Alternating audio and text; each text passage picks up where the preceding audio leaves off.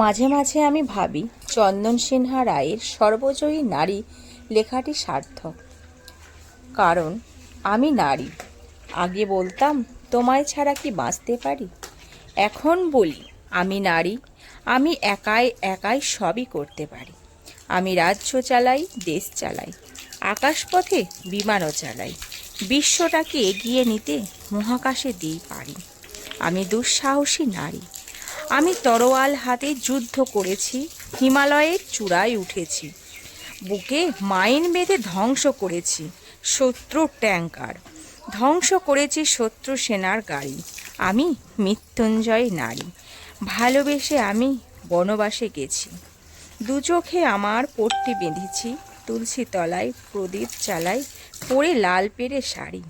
আমি সতী সাবিত্রী নারী।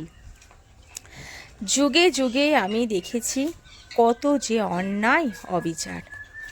পঞ্চপতির বধূ হওয়াতে দোষ কি ছিল আমার?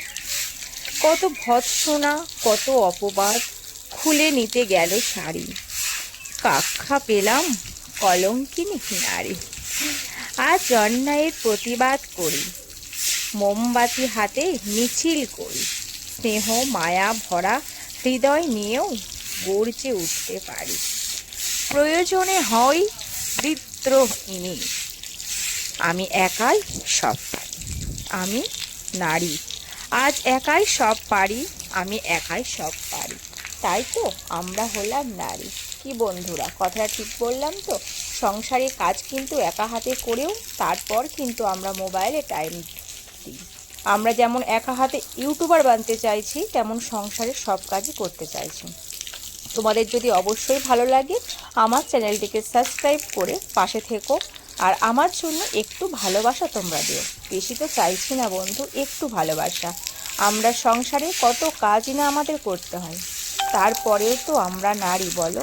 আমরা একা হাতে কিন্তু সব কিছু করি। আজ যে গদ্যটি তোমাদের সামনে পড়লাম সেটি কিন্তু চন্দন সিনহা রায়ের লেখা।